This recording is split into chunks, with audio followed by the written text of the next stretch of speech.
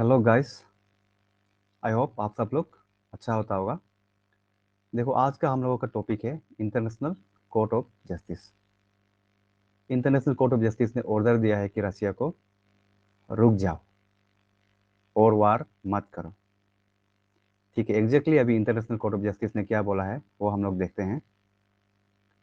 देखो, international Court of justice ने बोला है कि वो बहुत कंसर्न है। The court is profoundly concern by Moscow's use of force. जो मॉस्को अपना गोल को अचीव करने के लिए फोर्स का यूज़ कर रहा है, उससे डीपली कंसर्न है। तो इसलिए उसको इमीडिएटली यूक्रेन का इन्वेजन को रोकने के लिए बोला है। तो एग्जैक्टली जज ने क्या बोला है देखते हैं। The Russian Federation shall immediately suspend military operation that it commence on 24 February on the territory of Ukraine. Ukraine में जो भी इन्वेजन 24 फरवरी में शुरू किया था उसको रोकने के लिए बोला है। देखो, ये जज ने बस बोला है, अभी तक फाइनल डिसीजन तो नहीं दिया है इंटरनेशनल कोर्ट ऑफ जस्टिस ने। तो देखो, ये न्यूज़ में था इंटरनेशनल कोर्ट ऑफ जस्टिस जो रशिया को क्या बोला है। अब हम लोग देखते हैं कि इंटरनेशनल कोर्ट ऑफ जस्टिस क्या है। देखो, इंटरनेशनल कोर्ट ऑफ जस्टिस ये जुडिशियल ऑर्गन है। किसका? यूनाइटेड नेशन का जुडिशियल ऑर्गन है। और ये कब एस्टैब्लिश हुआ था? 1945 में एस्टैब्लिश हुआ था। आप लोगों का प्रीलिम्स के लिए काम आएगा ये। और इसका हेडक्वार्टर कहाँ पे है? नेदरलैंड में है हेडक्वार्टर इसका। ये देखो, ये है हमारा इंटरनेशनल कोर्ट ऑफ जस्टिस। काफ़ी सुंदर है जगह। और नेदरलैंड, जहाँ पे डच लोग तो रहता है। और देखो, इंटरनेशनल कोर्ट ऑफ जस्टिस का क्या रोल है। वो रिप्रेजेंट करता है मेन फॉर्म्स ऑफ सिविलाइजेशन। सारा दुनिया का जितना भी सिविलाइजेशन है उसको वो रिप्रेजेंट करता है। और ये 6 प्रिंसिपल ऑर्गन है हमारा यूनाइटेड नेशन का। यूएन मतलब यूनाइटेड नेशन, उसमें से एक है लीगल ऑर्गन। ये इंटरनेशनल कोर्ट ऑफ जस्टिस है, principal legal system of the world. और बाकी जो अदर 5 है, ये जनरल असेंबली है, सिक्योरिटी काउंसिल है, इकोनॉमिक एंड सोशल काउंसिल है, ट्रस्टीशिप काउंसिल है एंड सेक्रेटरीट है। देखो, जनरल असेंबली में क्या होता है, सबका जितना भी मेंबर्स कंट्री है उनका रिप्रेजेंटेटिव होता है और उन सब के पास एक एक वोट होता है कुछ भी मैटर में वोट करने के लिए। एंड सिक्योरिटी काउंसिल में क्या होता है, यहाँ पे 15 मेंबर्स होता है। 15 मेंबर्स में से 5 मेंबर्स जो परमानेंट मेंबर होता है एंड 10 जो नॉन परमानेंट मेंबर होता है। और 5 परमानेंट मेंबर जिसका पास क्या होता है, वीटो पावर होता है। वीटो पावर ये कौन कौन है आप लोगों को पता होगा। USA, Russia, France, China and Britain. ये 5 कंट्री का पास क्या है, वीटो पावर है। और ये परमानेंट मेंबर्स है सिक्योरिटी काउंसिल का। And economic and Social council में क्या होता है, यहाँ पे सोसाइटी या इकोनॉमिक से रिलेटेड कुछ बातें होता है, मीटिंग्स होता है, उससे जो रिलेटेड डिसीजन लेना है वर्ल्ड लेवल में वो होता है। And next is trusteeship council. Trusteeship council में क्या होता है, देखो ये जो एक बढ़िया काउंसिल है, इसमें जो जो कंट्री का इंडिपेंडेंस है, इंडिपेंडेंस को मेंटेन करने के लिए देख रेख करता है। If some country is attacking on the other sovereign country, then this trusteeship council will get some meeting and they will discuss what to do and what not to do at that time. दूसरा का country का भी independence को respect करना है बोलकर ये जो ट्रस्टीशिप काउंसिल में डिस्कस होता है। एंड सेक्रेटेरिएट में क्या होता है, सेक्रेटेरिएट में जो day to day life office work है, जितना भी ये सब काउंसिल का जो कुछ हो रहा है वो सभी होता है सेक्रेटेरिएट में। सेक्रेटेरिएट का मतलब ही क्या है, डेट इज ए ऑफिस।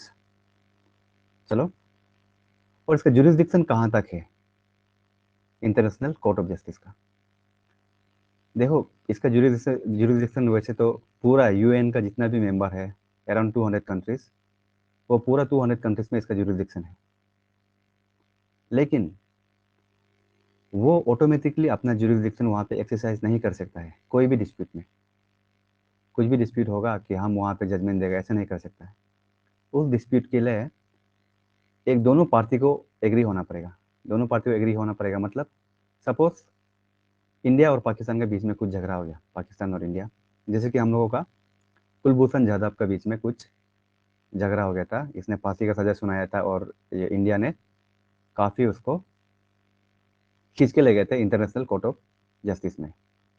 वैसे तो खींच के ले गए नहीं बोल सकता है, अगर पाकिस्तान नहीं जाना चाहता है तो नहीं जाना था, but Pakistan also agreed that they will go to the International Court of Justice and represent themselves.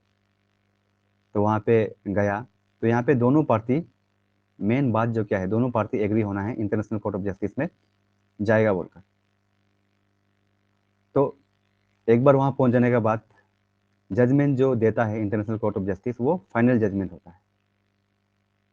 और टेक्निकली देखो, यहाँ पे टेक्निकली वर्ड यूज किया है, टेक्निकली तो बाइंडिंग होता है दोनों पार्टीज पे, टेक्निकली बाइंडिंग होता है, लेकिन प्रैक्टिकली बिल्कुल भी बाइंडिंग नहीं होता है, ऐसा हम लोग बोल सकता है। क्यों बाइंडिंग नहीं होता है? क्योंकि इंटरनेशनल कोर्ट ऑफ जस्टिस ने अगर बोल दिया पाकिस्तान को कि हाँ कुलभूषण जाधव को सपोर्ट नहीं देना है, हम लोग चाइना का केस ले लेते हैं।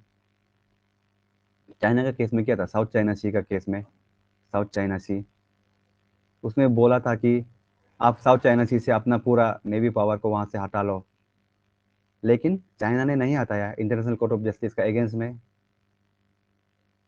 तो इसका मतलब अभी क्या सारा कंट्री मिलकर चाइना को अटैक कर दिया क्या? नहीं, ऐसे तो कुछ नहीं हुआ। देखो, अपना इंटरनेशनल कोर्ट ऑफ जस्टिस का पास उनका अपना कंप्लायंस को इंश्योर करने के लिए कोई भी सिस्टम नहीं है, कुछ भी ऑर्डर नहीं है। अगर वो कंट्री ने बात नहीं माना तो क्या करेगा? वो कुछ भी ऑर्डर नहीं है, इसीलिए ये टेक्निकली बाइंडिंग है but practically not binding. Practically इसका अथॉरिटी कहाँ से डिराइव होता है इंटरनेशनल कोर्ट ऑफ जस्टिस का? Willingness of the country to abide by them. अगर कंट्री फॉलो करना चाहो तो कर सकता है, फॉलो नहीं करना चाहो तो नहीं कर सकता है। लेकिन देखो, आईसीजे का अगर कन्फ्लायंस, इसका ऑर्डर को कन्फ्लायंस नहीं किया तो वैसे तो कोई तो कुछ नहीं करेगा तुम्हें, लेकिन आपका डिप्लोमेटिक रिलेशन और इंटरनेशनल रिलेशन में काफ़ी गहरा असर पड़ेगा। तो ये चीज़ याद रखना है। चलो, और देखो जजेस कितना होता है इंटरनेशनल कोर्ट ऑफ जस्टिस में? 15 जजेस होता है। और 15 जजेस एक बार इलेक्ट होने के बाद, देखो इनका नॉमिनेशन या सेलेक्ट नहीं होता है, इलेक्शन होता है। इलेक्ट होने के बाद इनका टर्म जो 9 ईयर्स का होता है। और कब इलेक्शन होता है इसका? General assembly.